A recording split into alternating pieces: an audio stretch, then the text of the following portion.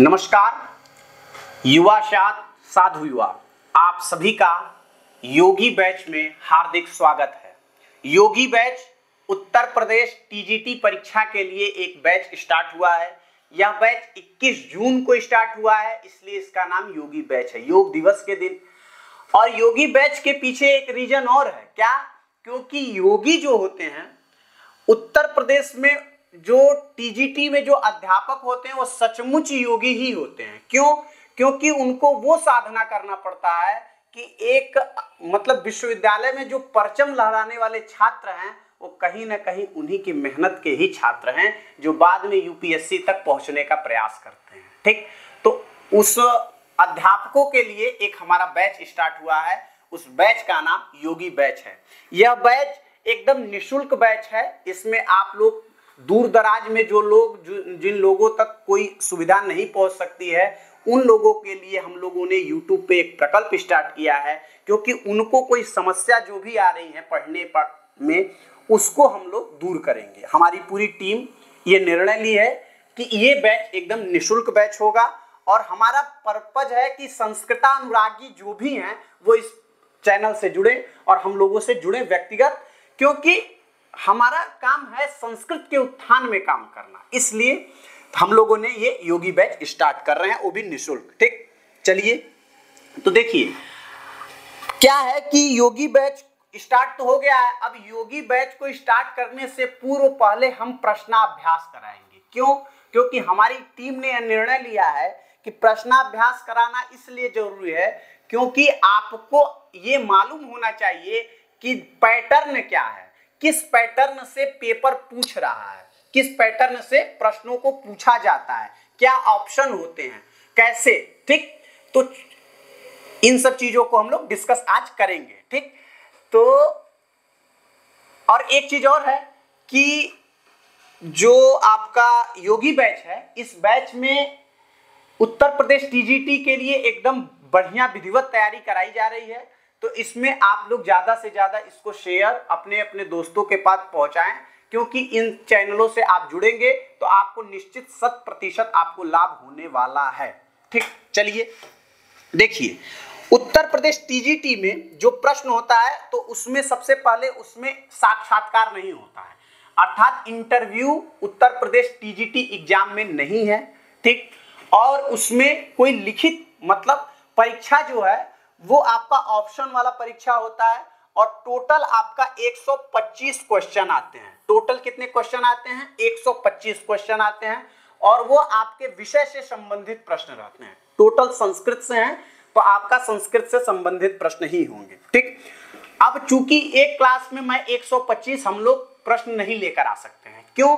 क्योंकि बहुत लंबा क्लास हो जाएगा और आपको देखने में बहुत समस्या होंगी। तो इसलिए हम लोगों ने यह प्रयास किया है कि 40-40 प्रश्नों की एक श्रृंखला लेकर आएंगे आपके बीच में। तो 125 क्वेश्चन को हम लोगों ने 3 क्लास में हम लोग अटेंड करेंगे। एक क्लास में 40, दूसरे में भी 40 और तीसरे में 45, लास्ट वाले में 45 प्रश्न हम लोग कर लेंगे। ठीक, तो इस प्रकार हम लोगों का 125 क्वेश्चन पूर्ण हो जाएगा। ये प्रश्न जो पत्र आज हम लोग स्टार्ट करने जा रहे हैं, यह प्रश्न पत्र 2016 में जो उत्तर प्रदेश टीजीटी का एग्जाम हुआ था वह प्रश्न पत्र है। ठीक, तो इसको भी हम लोग देखेंगे पूर्व में कैसा प्रश्न पूछा है। 18 वाला प्रश्न जैसे मिलता है तैसे वो भी हम लोग लेकर आएंगे। ठीक, 18 वाला नहीं, जो पिछले बार हुआ था। आज चलिए प्रश्न संख्या 1 क्या है देखते हैं हम लोग। कह रहा है अज्ञा सुखमाराध्य सुख तरमराध्यते विशेषज्ञ।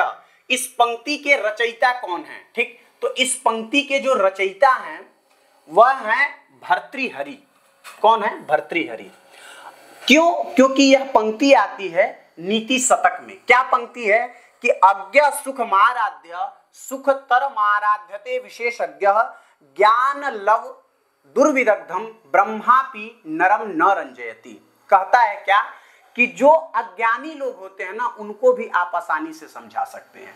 जो विशेषज्ञ लोग, जो विद्वान लोग होते हैं, उनको भी आप आसानी से समझा सकते हैं।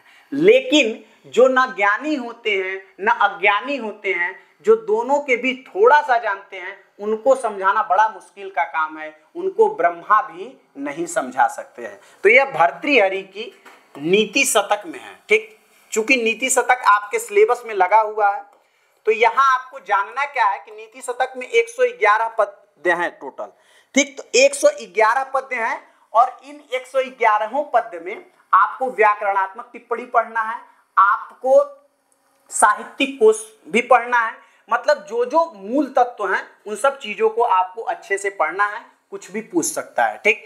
विष्णु शर्मा जो हैं इनका पंचतंत्र नामक एक ग्रंथ है, ठीक ठीक, पंचतंत्र है। और फिर उसी से आपका बाद में हितोपदेश जो नारायण पंडित लिखे वो है।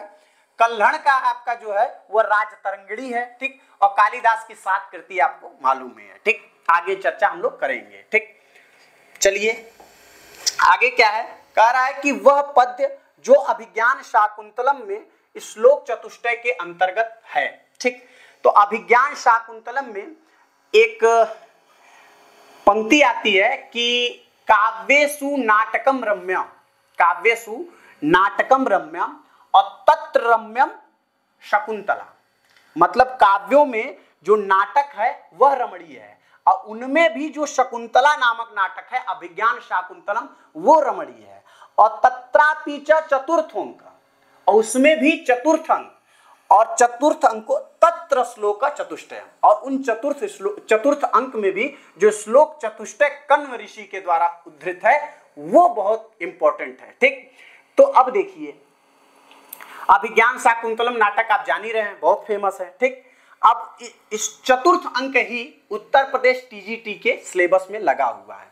चतुर्थ अंक में 22 श्लोक हैं, उन 22 श्लोक का और जो भी उसमें कथा वस्तु है उन सभी कथा वस्तु का आपको व्याकरणात्मक टिप्पणी के साथ अध्ययन करना है, ये आपको समझाने के लिए हम लोग उपस्थित हुए हैं, ठीक। चलिए देखते हैं इसका क्या होगा। तो इसमें याशत्यद्य शकुंतलेति जो पद्य है ये आपका श्लोक चतुष्टय के अंतर्गत आता है। और श्लोक चतुष्टय के अंतर्गत कौन कौन से आते हैं, तो श्लोक चतुष्टय के अंतर्गत पहला यही आता है याशत्यद्य शकुंतलेति, यह चतुर्थ अंक का 6ठा पद्य है, ठीक। दूसरा आता है आपका पातुम न प्रथमम व्यवस्थिति जलम, ये आपका चतुर्थ अंक का 9वां पद्य है, ठीक। और फिर आपका चतुर्थ अंक का 18वां श्लोक, नहीं, शुश्रूषुन जो आता है वो आपका चौथे अंक का 9वां है। चौथे का 18वां जो है आपका ये आपका पातुम न प्रथमम व्यवस्थिति है। और उसके बाद चौथे का जो 20वां है वो आपका है कि अस्मान साधु विचिन्त्य संयम धनान, ठीक। तो यह 4 पद्य जो है ये आचार्य कण्व द्वारा श्लोक चतुष्टय के अंतर्गत आते हैं और ये श्लोक चतुष्टय अभिज्ञान शाकुंतलम का हृदय है, तो इनको आपको जानना है, ठीक। विचिन्तयन्ति यमनन्य मानसा, ये जो पद्य है ये पद्य आप जान रहे हैं कि दुर्वासा ऋषि द्वारा उद्धृत पद है। इसी श्लोक में दुर्वासा ऋषि शकुंतला को शाप देते हैं, ठीक। और ये 2 पद्य जो हैं ये अभिज्ञान शाकुंतलम के प्रथम अंक से हैं। ये दोनों पद्य मतलब जो आपके राजा दुष्यंत हैं वह ये दोनों पद्यों को बोलते हैं, ठीक। तो आपको क्या ध्यान में रखना है कि जिस आपको ऑप्शन के साथ आपको अपने सिलेबस को ध्यान में रखना है कि हमको क्या पढ़ना है, ठीक। चलिए आगे देखते हैं।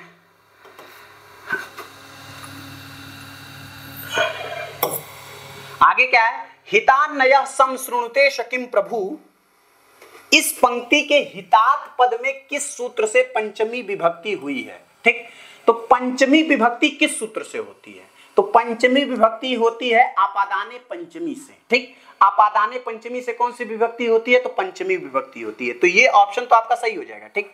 अब मान लीजिए चूंकि व्याकरणात्मक टिप्पणी लगी हुई है तो हो सके आपसे ये भी पूछ सकता है कि जो हितात शब्द है इसकी आपादान संज्ञा किस सूत्र से हुई है। पंचमी विभक्ति तो पूछ लिया, आपादान संज्ञा, आपादान के योग बिना पंचमी होती है, लेकिन आपादान संज्ञा किस सूत्र से हुई, तो आख्यातोपयोगे जो सूत्र है इस सूत्र से आपका इसमें हितात की आपादान संज्ञा हुई है, ठीक। ये भी तो आपको ध्यान में रखना है। भित्रार्थानाम भय हेतु एक सूत्र है पंचमी का ही, ये भी आपको ध्यान में रखना है।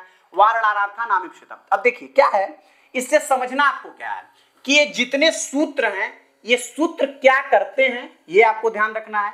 इन सूत्र का उदाहरण क्या है ये आपको ध्यान रखना है, ठीक। ध्यान रखना इन सेंस कि आपको याद होना चाहिए, क्योंकि संस्कृत में आपको याद जब तक नहीं होगा तब तक आपको स्पष्ट नहीं होता है। तो इन सब चीजों को आप याद करिए। ठीक, आगे चलिए। आगे कह रहा है कि निम्नांकित में से कालिदास की उक्ति जो नहीं है वह है। ठीक, तो कालिदास की, अब देखिए यहां कह रहा है नहीं है। कभी लोग पेपर में ये देखते हैं कालिदास की उक्ति है, नहीं को बीच में छोड़ देते हैं। तो ऐसे आपको ध्यान में रखना है कि क्या है क्या नहीं है। प्रश्नों को आपको बहुत अच्छे से, चूंकि आप टीचर बनने जा रहे हैं, आप एक नौकरी का पेपर देने जा रहे हैं, आपके जीवन की बात है, इसलिए आपको प्रश्नों को अच्छे से ध्यान में रखना पड़ेगा। ठीक, कह रहा है कि कालिदास की उक्ति नहीं है। तो ये जो पहली उक्ति है, हितम मनोहारी च दुर्लभम वचः, यह पंक्ति, यह उक्ति कालिदास की नहीं है। यह उक्ति किरातार्जुनीयम में भारवी द्वारा रचित यह उक्ति है। ठीक, और इसको वनेचर कहता है। ठीक, कामार्ता ही प्रकृति गुणाश्चेतनाश्चेतनेषु, मेघदूत की पंक्ति है, कालिदास की ही है। अर्थो ही कन्या परकीय एवं, यह पंक्ति आपका चतुर्थ अंक का 22वां श्लोक है, लास्टवां श्लोक, सबसे लास्ट श्लोक उसकी पंक्ति है। तो ये आपको ध्यान में रखना है। आपन्न फला संपदो ही मानाम, यह पंक्ति भी आपका क्या नाम है, मेघदूत की है। तो आपको क्या ध्यान में रखना है कि ये पंक्ति जो भी पंक्तियां आ रही हैं, ये पंक्ति कहाँ की है, उसका व्याकरणात्मक टिप्पणी क्या है। देखिए ये जितनी पंक्तियां यहाँ पूछा है, चारों पंक्तियां आपके सिलेबस की है। तो इन चारों पंक्ति को आपको ध्यान में रखना है। ठीक, आगे चलिए। आगे क्या कह रहा है, घंटापथ नाम की टीका किस ग्रंथ की है। ठीक, तो घंटा, जो हम मल्लीनाथ हुए, एक मल्लीनाथ आचार्य हुए, उन्होंने बहुत से ग्रंथों पर टीका लिखी। तो उनकी एक टीका है घंटापथ टीका। वह घंटापथ टीका आपका किरातार्जुनीयम पर प्राप्त होती है। ठीक, किरातार्जुनीयम पर। और किरातार्जुनीयम किसकी कृति है, तो किरातार्जुनीयम आपका भारवी की कृति है। किसकी कृति है, भारवी की। ठीक, मेघदूत पर कौन सी टीका प्राप्त होती है, मल्लीनाथ की।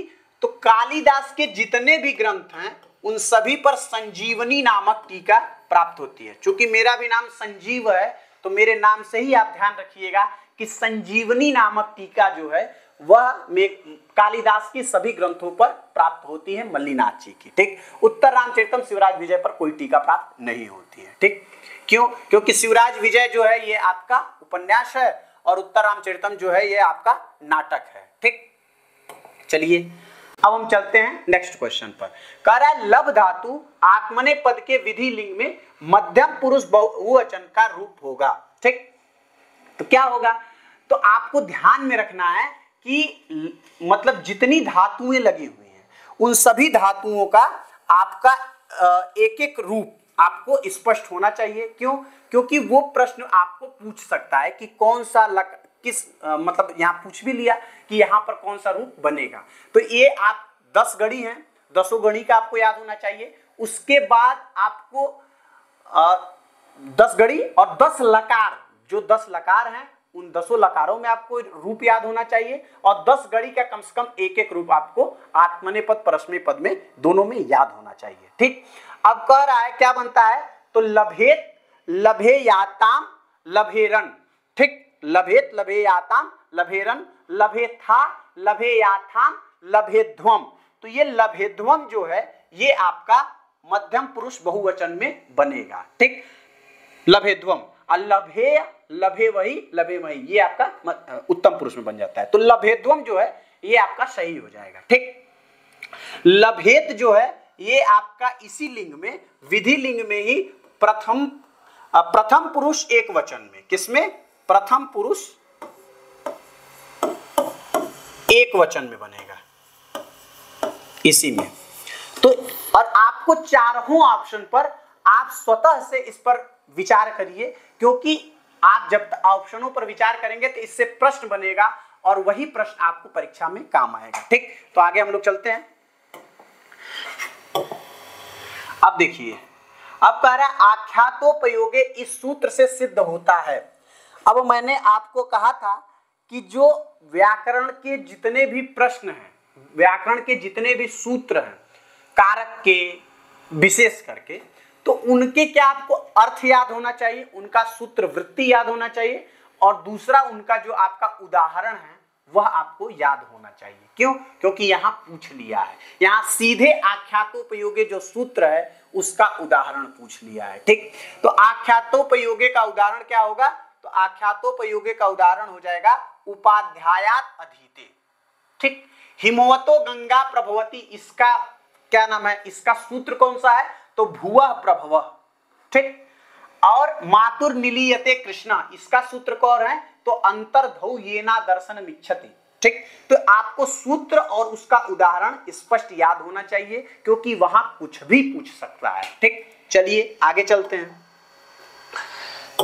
आगे कह रहा है मातृ शब्द के पंचमी एक वचन में रूप बनता है। तो मातृ शब्द सबसे पहले स्त्रीलिंग का है, अजंत स्त्रीलिंग में बनता है। ठीक, अजंत स्त्रीलिंग में मातृ शब्द जो है वो पितृ शब्द के ही समान चलता है। ठीक, तो मातृ शब्द का पंचमी एक वचन में बनता है मातुः।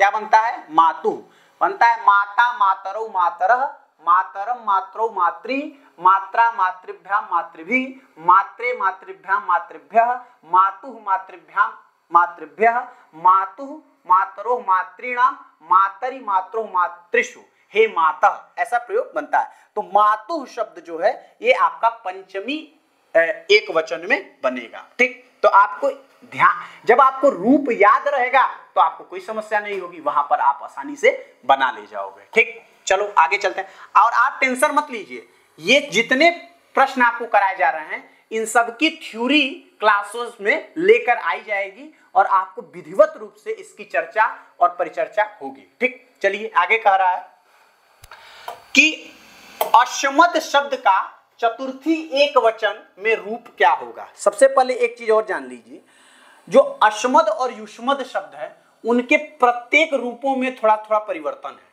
तो आपको उस 2 पेज का है वो अच्छे से आपको पढ़ना है, वो हमारे अध्यापक आपको पढ़ाएंगे। ठीक, अब चलिए कह रहा है क्या कि अस्मद शब्द का चतुर्थी एक वचन में रूप बनेगा। ठीक, तो एक सूत्र है तुभ्य मह्यो न्यंगी, ङे के परे रहने पर सु औजस अम औत्सस ताभ्याम भिस ङे, चतुर्थी एक वचन में ङे आता है।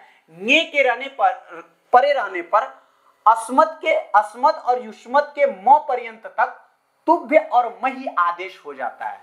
तो युष्मद को तुभ्य और अस्मद को मही आदेश हो जाता है। तो यहां पर क्या बन जाएगा? चतुर्थी एक वचन में आपका मह्यम शब्द का प्रयोग होता है, मह्यम बन जाएगा। ठीक, मत कहां बनेगा ये सब भी चर्चा, चूंकि चर्चा करने का हमारा विषय क्या है कि आपको ये ध्यान में हम कराना चाहते हैं कि प्रश्न किस प्रकार का पूछ रहा है।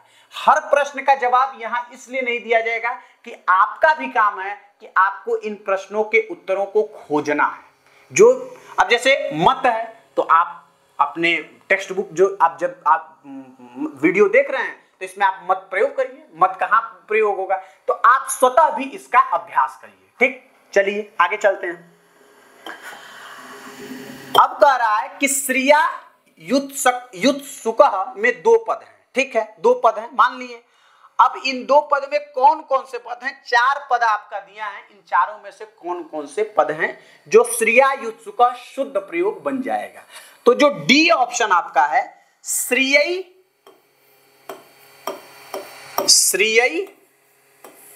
प्लस उत्सुकः। ठीक, संधि विच्छेद हुआ। अब श्रियई प्लस उत्सुकः है, तो श्रियई को कैसे श्रिया युत्सुकः बनाएंगे?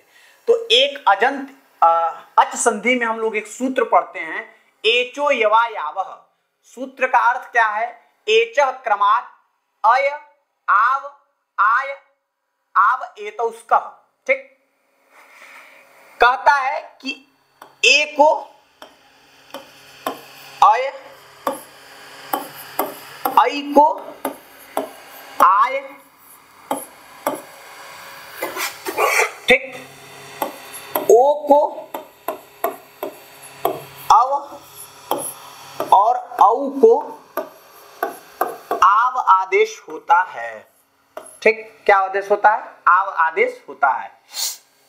तो श्रियई शब्द है।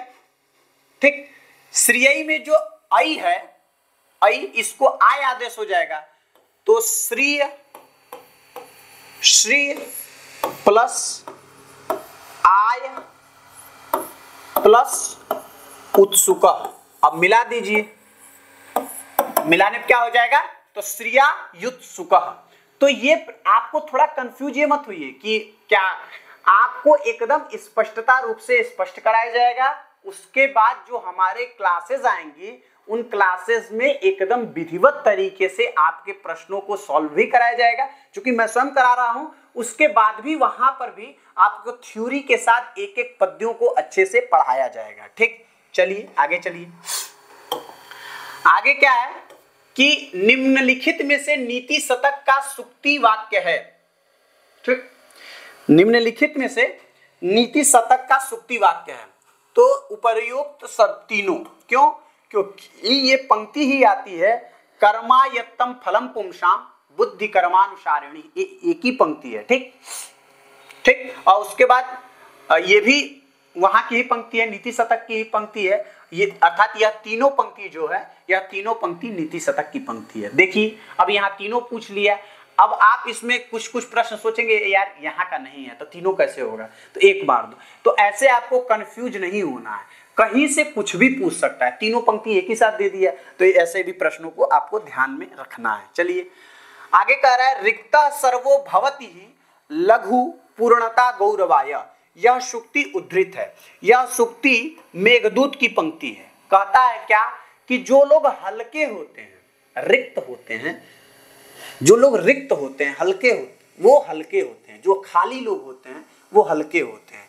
अपूर्णता गौरवाय, जो भारी लोग होते हैं, भारी कौन होगा, जो पूर्ण रूप से होगा वही गौरवाय, वही पूर्ण रूप होगा, वही भारीपन होगा। लघुपन किसके अंतर होता है, जो रिक्त लोग होते हैं, कुछ भी बोल देते हैं। लेकिन गंभीर व्यक्ति कौन होता है, जो ज्ञान से परिपूर्ण हो, पूर्णता जिसके अंदर हो, वही गंभीर व्यक्ति होता है। तो यह मेघदूत की पंक्ति है। ठीक, अभिज्ञान शाकुंतलम भी आपके सिलेबस में लगा है, तो इसको भी ध्यान में रखना। सुकनाशोपदेश लगा है, कादंबरी लगा है, इन सभी की चर्चा की जाएगी। लेकिन बस आपको बताया जा रहा है कि ऐसे ऐसे प्रश्न आ सकते हैं, तो इनको आपको ध्यान में रखना है। चलिए आगे कह रहे हैं, तीन शब्द, तीन का स्त्रीलिंग में संस्कृत में अनुवाद होगा। ठीक, तो चलो देख लेते हैं कि तीन का स्त्रीलिंग में क्या अनुवाद होगा। तो त्रि चतुरो स्त्रियाम तिसरी चतस्री, यह सूत्र आता है अजंत स्त्रीलिंग में। तो क्या कहता है कि त्रि और चतुर, त्रि और जो चतुर शब्द हैं उसको स्त्रीलिंग में तीसरी और चतस्री आदेश हो जाएगा। तो स्त्रीलिंग में क्या होगा, तो तीसरा हो जाएगा। ठीक हो जाएगा। और स्त्री, देखिए त्रि शब्दों नित्यम बहुवचनांत, ऐसा प्रयोग, ऐसा पद्य आपका कहाँ आता है, तो ऐसा अजंत पुल्लिंग लिंग में यह पद्य भी आता है कि जो त्रि संख्या है इसका जो नित्य बहुवचनांत शब्द इसका प्रयोग चलता है। तो ये भी ध्यान में रखना है आपको। मान लीजिए यहाँ ये पूछा है, कभी वो भी पूछ सकता है कि स्त्री मतलब जो तीन शब्द है इसका किन लिंग में चलता है, केवल बहुवचन की केवल, ऐसे पूछ सकता है। तो आपको ये भी ध्यान में रखना है। ठीक, आगे चलिए। आगे कह रहा है कि को नाम उष्णोदके न नौ मल्लिकाम सिंचती। ठीक, यह कथन किसका है, तो यह कथन प्रियमवदा की पंक्ति है। किसकी पंक्ति है, प्रियमवदा की। अब प्रियमवदा क्या कहती है कि को नाम उष्णोदके नौ मल्लिकाम सिंचती। भला कौन ऐसा व्यक्ति होगा जो नूतन पल्लव को, नौ मल्लिका को उष्ण जल से सींचेगा, भला कौन होगा, ऐसा कोई नहीं है। तो ये पंक्ति कौन कह रहा है, अभिज्ञान शाकुंतलम के चतुर्थ अंक में प्रियमवदा कह रही है। तो ये भी आपको ध्यान में रखना है। चतुर्थ अंक का एक एक पद्य आपको अच्छे से स्पष्ट से ध्यान पूर्वक पढ़ना है। अभिषेक सर उसका विशेष रूप से क्लास लेंगे, तो आपको एक भी क्लास मिस नहीं करना है और अच्छे से उसको ध्यान में आपको रख के अध्ययन करना है, और नित्य आपको निश्चित ही सफलता जरूर प्राप्त होगी। आगे चलिए। अब कह रहा है कि परभृत विरुतम, जो इस पद का समुच्चय का अभिप्राय क्या है। ठीक, तो परभृत विरुतम, ठीक, ये अभिप्राय इसका पूछा। ये पंक्ति जो है ये कहाँ आती है, तो ये भी अभिज्ञान शाकुंतलम के चतुर्थ अंक में ही चतुर्थ अंक का 10वां पद्य ये है। क्या कहता है? परभृत विरूतम कलम यथा, ठीक, प्रतिवचनी कृते भी दृश्यम, ठीक। तो ये पंक्ति आती है। अब इसका अर्थ जो है, ये कोकिल ध्वनि जो है ये इसका है, जो अभी शकुंतला की जब विदाई होने लगती है उस समय का ये व्याख्यान है। चूंकि हम यहाँ स्पष्ट इसलिए नहीं कर रहे हैं क्योंकि आपको अभिज्ञान शाकुंतलम की क्लास में सब चीज मिलेंगे, तो यहाँ पर हमारा प्रश्न कराने का मात्र एक उद्देश्य है कि आपको प्रश्न ये मालूम होना चाहिए कि किस प्रकार का प्रश्न पूछ रहा है, ठीक। तो यहाँ पर देखिए, अब यहाँ परवृत्त विरूतम किसी मतलब किसी भी श्लोक में से कोई पद्य उठाकर वहां से उसका अर्थ भी पूछ सकता है, उसका एक उदाहरण आपको यहाँ पर प्राप्त हो गया। तो ये भी आपको उन पद्यों का व्याख्यात्मक टिप्पणी भी आपको पढ़ना है, तो ये भी ध्यान में रखिएगा। चलिए आगे कह रहा है कि वामा कुलस्याधया, इस पंक्ति में प्रयुक्त आधे पद का अर्थ क्या है, ठीक। तो एक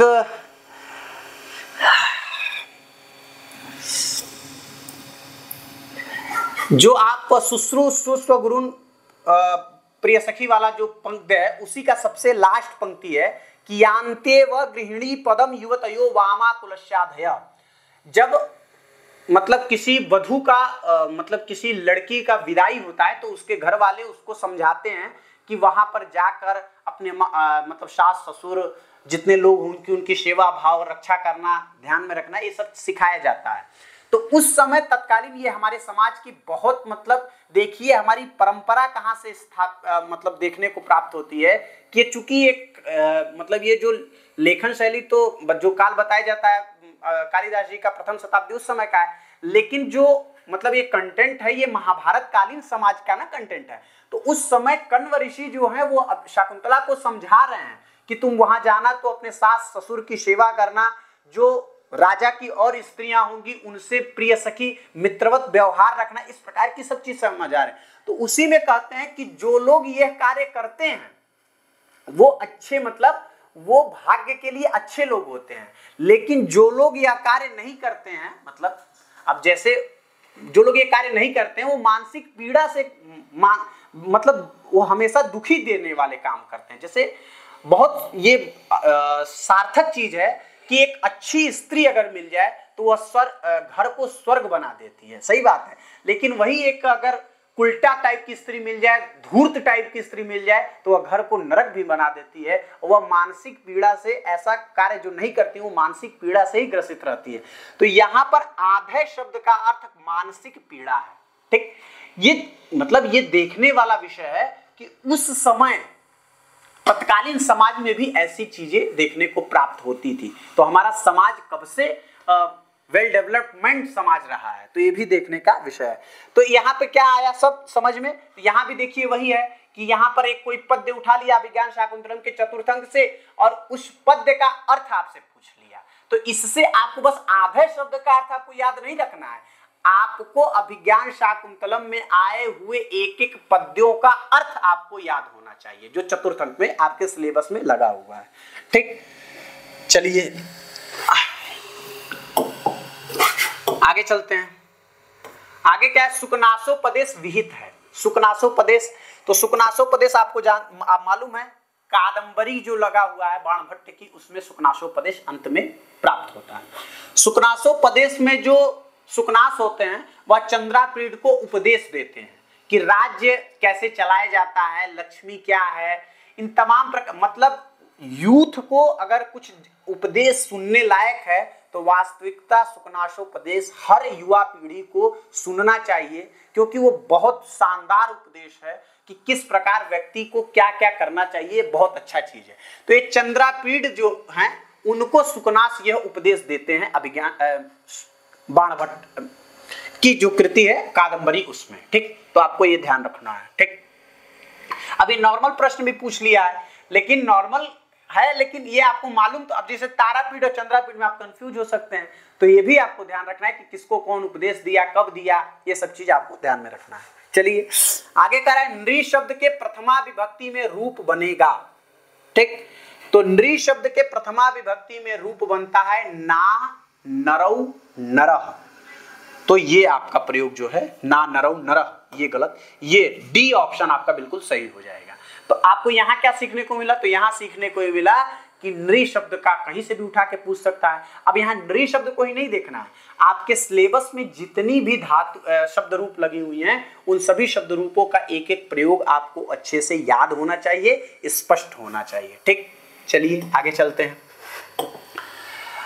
आगे कह रहा है कि कवि नाम कविषु व कालिदास श्रेष्ठ किस सूत्र से बनता है। ठीक, अब मैंने आपको बताया था कि अभी मतलब आपको जो सूत्र कारक का जो सूत्र है उन सभी सूत्रों को आपको अच्छे से ध्यान में रखना है, क्योंकि कोई भी सूत्र पूछ सकता है, उसका उदाहरण पूछ सकता है। जैसे ऑप्शन में आपका यहाँ पर पूछ ही लिया है कि कवि नाम कविषु व कालिदास श्रेष्ठ में कौन सा सूत्र से ये हुआ है, तो यहाँ पर यतश्च निर्धारणम जो सूत्र है इससे यह सूत्र होता है। यतश्च निर्धारणम जाति गुण क्रिया यदृच्छा, इन चारों से जाति गुण क्रिया के समुदाय रूपी को में षष्ठी और सप्तमी दोनों विभक्ति होती है। ठीक, और यह सप्तमी में प्रयोग हुआ है, अधिकरण अर्थ में यहाँ आता है। ठीक, तो यहाँ पर जो कवि नाम कविषु व कालिदास श्रेष्ठ ये आपका संज्ञा अर्थ में आया है। अब इसी प्रकार जाति के अर्थ में नृणाम नृषु व द्विजः श्रेष्ठ ऐसा भी प्रयोग आता है। तो वो चारों प्रयोग आपको ध्यान में होना चाहिए। और ये जो तीन ऑप्शन है, इन तीनों ऑप्शनों के मतलब ये जो आयुक्ता कुशलाभ्याम च सेवायाम षष्ठी च अनादरे यस्य च भावेन भाव लक्षणम, इनका भी आपको प्रयोग, आपको जो उदाहरण है इनका क्या अर्थ है ये आपको स्पष्ट होना चाहिए। और यह आपको हमारे जो भी अध्यापक आएंगे जब व्याकरण के तो वो जरूर पढ़ाएंगे। ठीक, तो आपको ये भी ध्यान में रखना है। आगे चलिए, आगे क्या कह रहा है, कामदेव का पर्याय नहीं है। ठीक, कामदेव का पर्याय नहीं है। तो अमरकोश में कामदेव के कुछ पर्याय आए हैं, 21 नाम अमरकोश में कामदेव के आते हैं। ठीक, मदनो मनमथो मारा प्रद्युम्नो मीनकेतना ये आते हैं। वो पहले जो स्वर्ग वर्ग है उसमें आपका जो 25 और 26 नंबर पद्य है वो कामदेव से संबंधित पद है, तो उसको आप ध्यान में रख लीजिएगा एक बार। तो अब देखिए यहाँ पर जो हलायुध शब्द है ये और सत्यक ये दोनों आपका कामदेव से संबंधित नहीं है। क्यों? हलायुध किससे संबंधित है? तो हलायुध जो है ये हल किसका वो रहता है, तो हल बलराम जी का वो रहता है। तो हलायुध किसका नाम हुआ? बलराम जी का। और सत्यका कौन हुए? तो ब्रह्मा जी जो है वह सत्यका है। तो ठीक, अब हम चलते हैं आगे। चलिए अब हम चलते हैं नेक्स्ट क्वेश्चन पे। नेक्स्ट क्वेश्चन क्या कर रहा है कि निगृह्यमाणा वटवः पदे पदे यजुंषि सामानि च यस्य संकितः, यह पंक्ति किस कवि की कीर्ति को अभिव्यक्त करता है? तो यह पद्य कहाँ की है? जहां की होगा उसी के कीर्ति को न अभिव्यक्त करेगा। तो यह पंक्ति है कादंबरी की। इससे पूर्व ये दूसरी लाइन है। पहली लाइन है कि जगुर गृहे व्यस्त समस्त वाङ्मयी संसारिकै पंजरवर्ती भी सकई। उसके बाद ये पंक्ति आती है कि निगृह्यमाणा वटवः पदे पदे यजुंषि सामानि च यस्य संकितः। यह पंक्ति कहाँ की है? तो यह कादंबरी की 12वां श्लोक जो है उसका ये पद्य है। 12वीं में टोटल वो 20 पद्य है, उस 20वां में 12वां पद्य ये है और यह बाणभट्ट को अभिलक्षित करती है। ठीक, यह बाणभट्ट की कीर्ति को अभिव्यक्त करती है। ठीक, तो आपको ये ध्यान रखना है। अब इससे क्या स्पष्ट हुआ? इससे यह स्पष्ट हुआ कि कहीं भी किसी भी कोई भी मतलब आपका जो कवि लगे हुए हैं उन किसी भी कवि का आपका पद्य उठाकर पूछ देगा और कह देगा कि ये बताइए कहाँ की पंक्ति है, किसको अभिलक्ष्य कर रही है, किसको अभिव्यक्त कर रही है। तो आपको उन सभी आचार्यों के पद्यों को स्पष्टता पूर्वक ध्यान में रखकर आपको याद करना पड़ेगा। ठीक, आगे चलिए। आगे कह रहा है शिवोधन अर्च्या का संधि विच्छेद क्या होगा? तो यह विसर्ग संधि जब हम लोग पढ़ते हैं तो उसमें एक प्रयोग आता है शिवोधन अर्च्या, शिवो अर्च्या। तो इसका संधि विच्छेद होगा शिवस धन अर्च्या। शिवस धन अर्च्या पहला, ये नहीं पहला शिवस धन अर्च्या। शिवस धन अर्च्या होने के बाद सबसे पहला प्रयोग बनता है शिवस धन अर्च्या। उसके बाद सस जुसोरु सूत्र से शकार को रू आदेश होता है। सकार दंत सकार है, दंत सकार को रू आदेश हो जाता है। रू में ऊ का इत संज्ञा लोप हो जाता है, र बचता है, शिव र अर्च्या बनता है। उसके बाद क्या होता है कि अतो रोर प्लुता दप्लुते इस सूत्र से अपलुत पूर्व में भी अपलुत पर में भी होने से रकार को उत्व हो जाता है, उ हो जाता है, तो शिव उ अर्चा हो जाता है। अदेंग गुणा से गुण हो जाता है, शिव शिवो अर्चा हो जाता है। फिर उसके बाद इंगह पदांता दत्ति से पूर्व रूप हो जाता है, शिवो अर्चा, ऐसा प्रयोग सिद्ध हो जाता है। तो ये आपका ये क्या हुआ, ये प्रक्रिया भी पूछ लेता है, संधि में जो है यह प्रक्रिया भी आजकल पूछ लेता है, तो प्रक्रिया आपको ध्यान में रखकर पढ़ना पड़ेगा। ठीक, आगे चलिए। आगे क्या है कि चिंता जडम दर्शनम, यह यहां चिंतातुर स्वरूप क्या है। ठीक, तो एक जो हम लोग पद पढ़ रहे थे, याशत्य शकुंतलेति हृदयम संस्पृष्टम उत्कंठया, इसी का जो दूसरा लाइन है, कंठस्तंभित वाष्पवृत्ति कलुषस् चिंता जडम दर्शनम, तो वो कहते हैं कि मेरी दृष्टि जो है वो चिंता के कारण निच्छेष्ट हो चुकी है। कौन कह रहा है, यह कश्यप ऋषि, कण्व ऋषि कह रहे हैं। क्यों, क्योंकि जब शकुंतला की विदाई होती है, अब इससे देखिए, इससे कंटेंट कहां ले जाइए, जब भी किसी लड़की का विवाह होता है तो जो घर का मुखिया होता है, उसका पिता होता है या उसका भाई होता है, तो वह चिंता के मारे इधर उधर, मतलब वो बहुत एकदम चिंता उसके सर पर मंडराती रहती है। तो वही पद एकदम उठा रहे हैं कण्व ऋषि। तो ये आपको कश्यप या काश्यप ऋषि उनको भी कहा जाता है, कण्व को ही, तो ये आपको ध्यान में रखना है। अब देखिए, पद्य को भी उठाकर, कहाँ का पद्य है, लास्ट का एकदम पद्य है, दूसरे लाइन का सबसे लास्ट का पद है चिंता जडम दर्शनम, वहां के पद को उठाकर पूछ लिया है। अब वहां कैसे आपका ध्यान जाएगा, जब उसको आप अच्छे से पढ़े रहेंगे तब आपका ध्यान वहां पर जाएगा। तो ये काश्यप ऋषि का पद्य है। ठीक, गौतम और विश्वामित्र और शारद्वत वहां के हैं, गौतम वहां के नहीं है, तो ये काटी दो। तो इनके भी कुछ पद हैं, तो उसको भी आपको ध्यान में रखना है। चतुर्थ अंक विशेष रूप से लगा है, तो चतुर्थ अंक में विश्वामित्र का कोई पद्य प्राप्त नहीं होता है। विश्वामित्र, तो विश्वामित्र का तो पूरे अभिज्ञान शाकुंतलम में ही पद्य नहीं प्राप्त होता है। ठीक, शारद्वत, तो शारद्वत के कुछ पद्य प्राप्त होते हैं, तो उनको भी आपको ध्यान में रखना है। ठीक, आगे चलिए।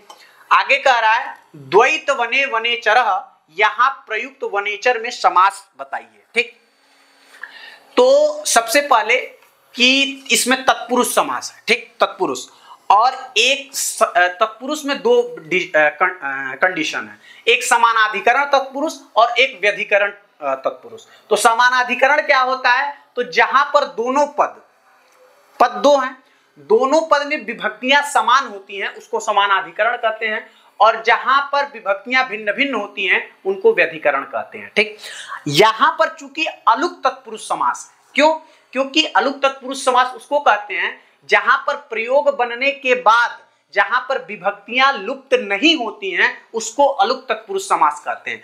द्वैत वने वनेचरः में वनेचरः जब प्रयोग पूरा बनता है तो उसमें विभक्ति लोप नहीं होती है, इस कारण यहां पर अलुक तत्पुरुष समास हो जाएगा। तो ये ऑप्शन आपका बी सही हो जाएगा। ठीक, द्वंद्व आप जान ही रहे हैं, इन सभी का समास का जब प्रकरण हमारे यहाँ पढ़ाया जाएगा तो आपको स्पष्टता पूर्वक यह आपको बताई जाएगी।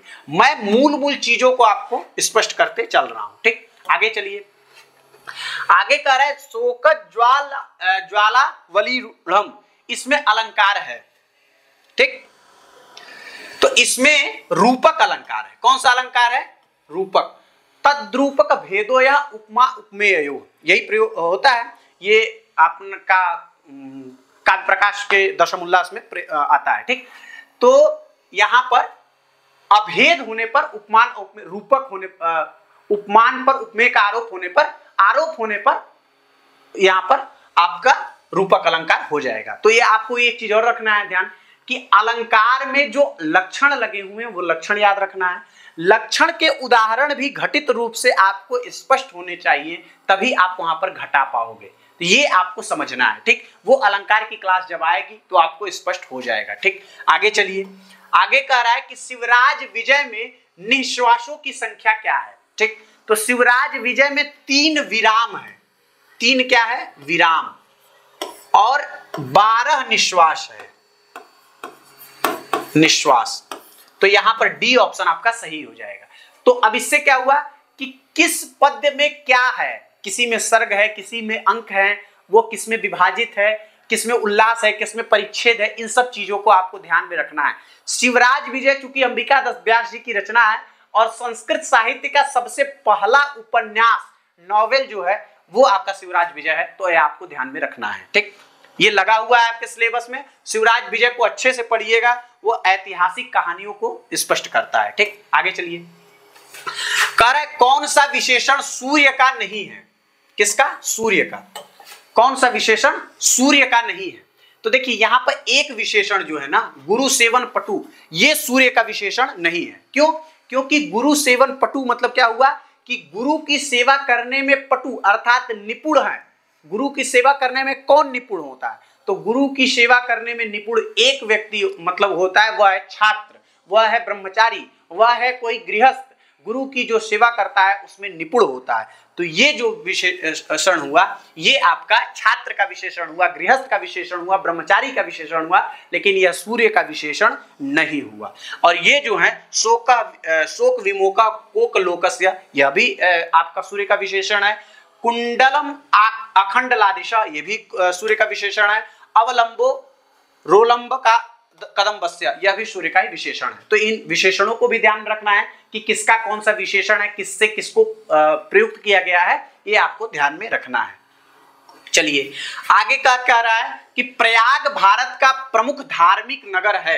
इस वाक्य का शुद्ध अनुवाद है। 4 अनुवाद दे दिया है, इसमें अनुवाद आपको छांटना है। तो सबसे पहले इसमें जो करता है वह है प्रयाग। तो प्रयाग में प्रथमा एक वचन हो जाएगा तो प्रयागा बन जाएगा। तो प्रयागा सभी जगह बना है।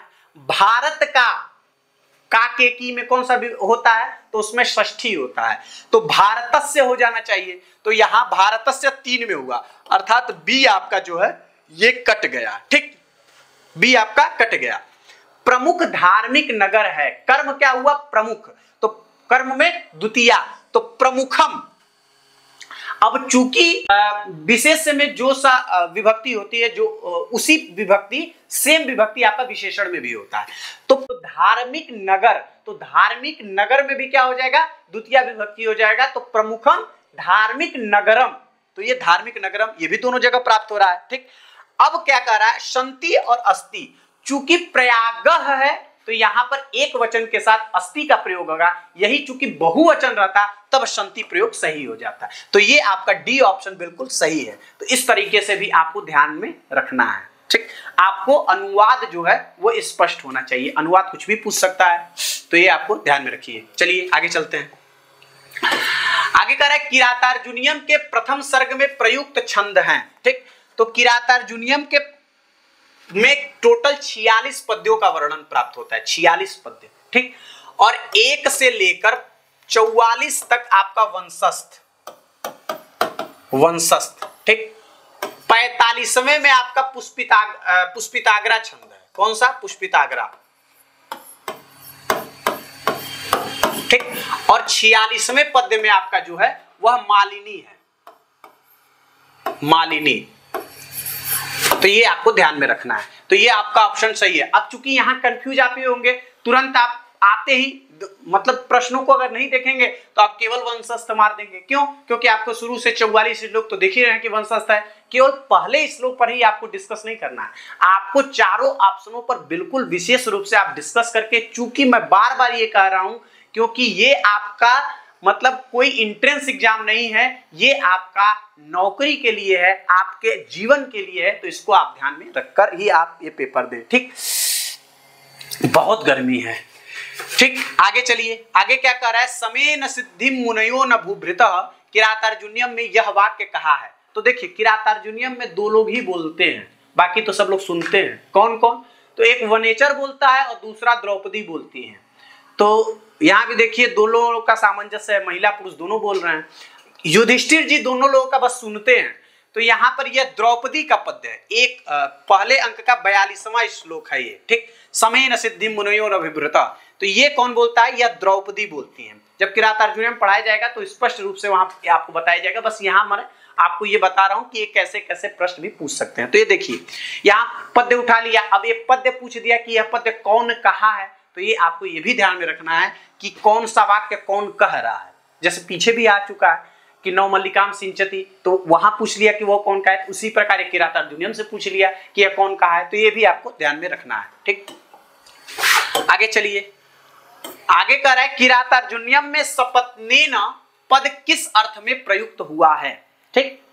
सपत्नेन शब्द जो है वह किस अर्थ में प्रयुक्त हुआ है? ठीक, तो सपत्नेन अर्थ का ये अर्थ नहीं हुआ कि सपत्नी मतलब आपकी पत्नी, पत्नी के साथ, ऐसा प्रयोग नहीं है। सपत्नेन का अर्थ होता है कि आपका शत्रु।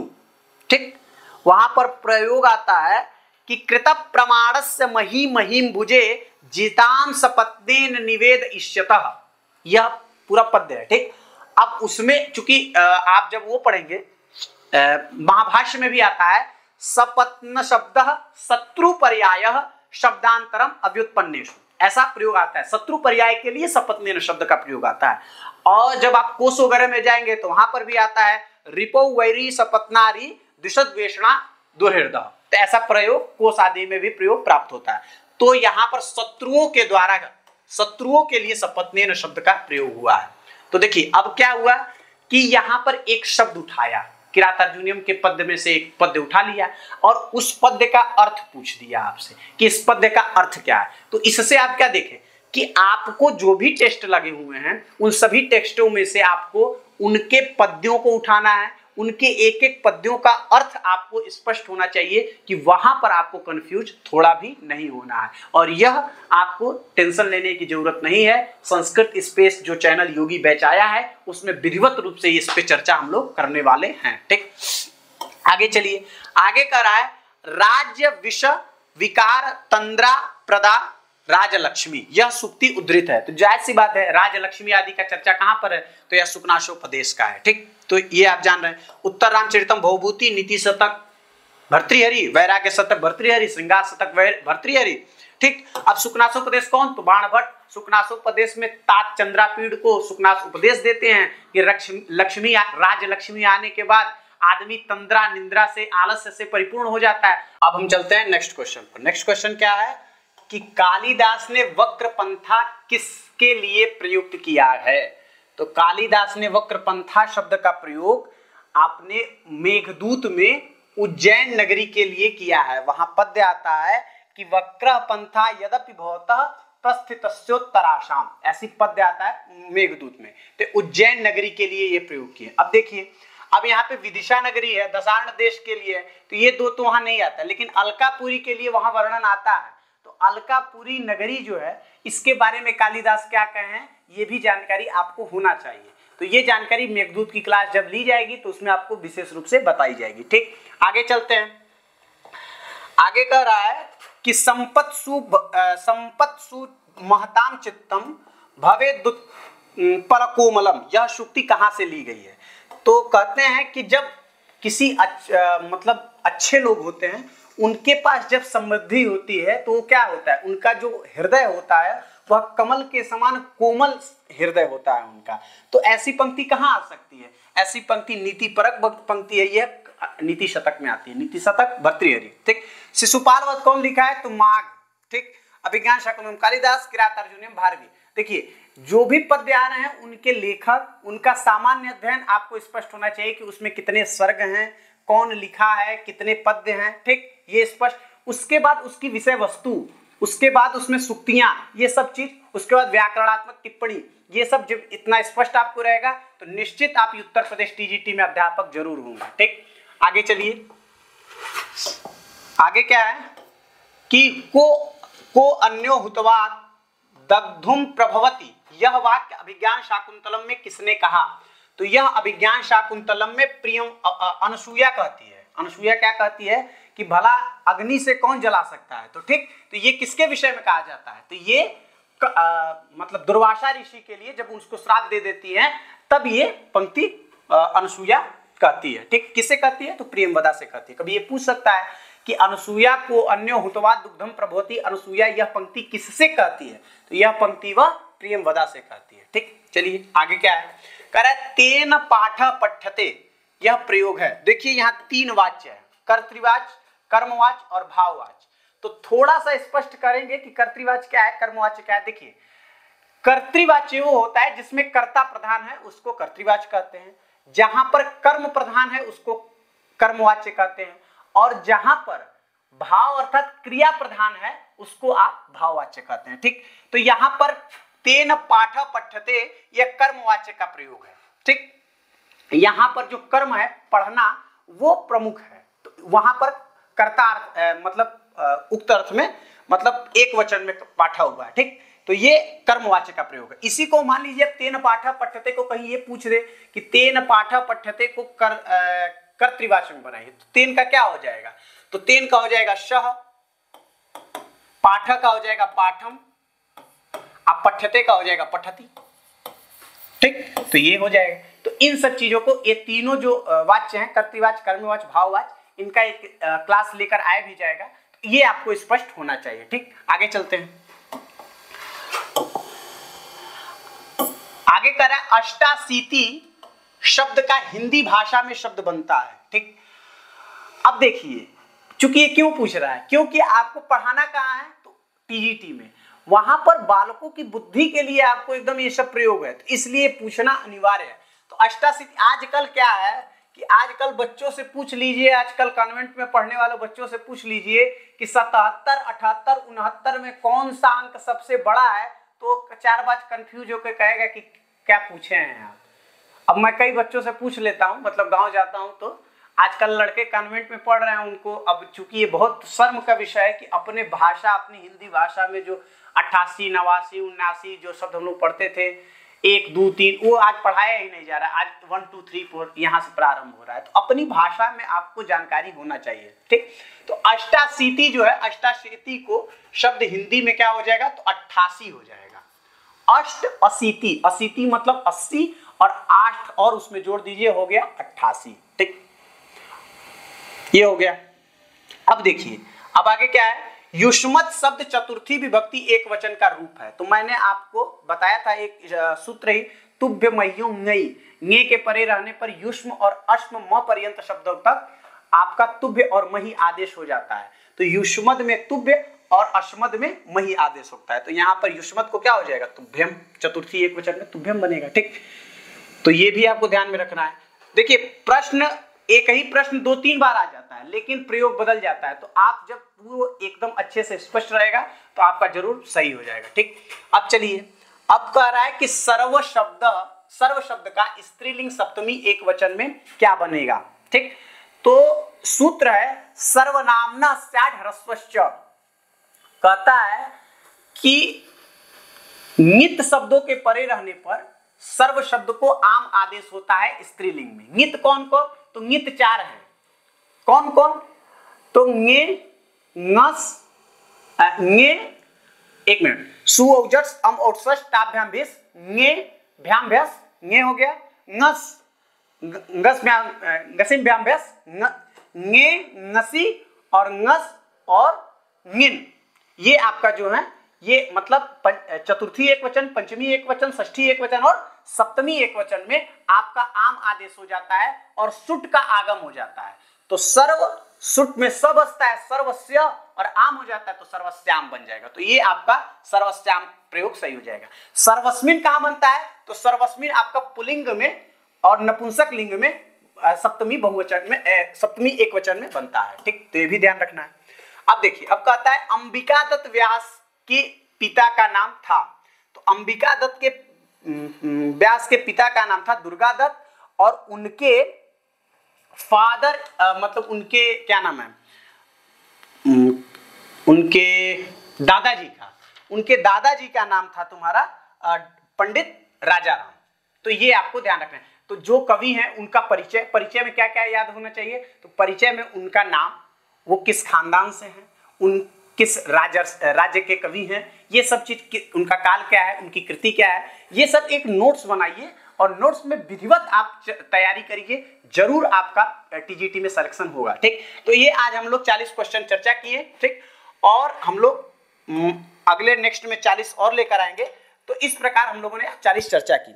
ये जो बैच चल रहा है इसको आप लोग ज्यादा से ज्यादा शेयर करिए, क्योंकि हर व्यक्ति वो चीज पाए जो कहीं नहीं प्राप्त होगा, वो संस्कृत स्पेस में प्राप्त होगा, योगी बैच में प्रारंभ होगा, ठीक। तो इसी के साथ विदा लेता हूं।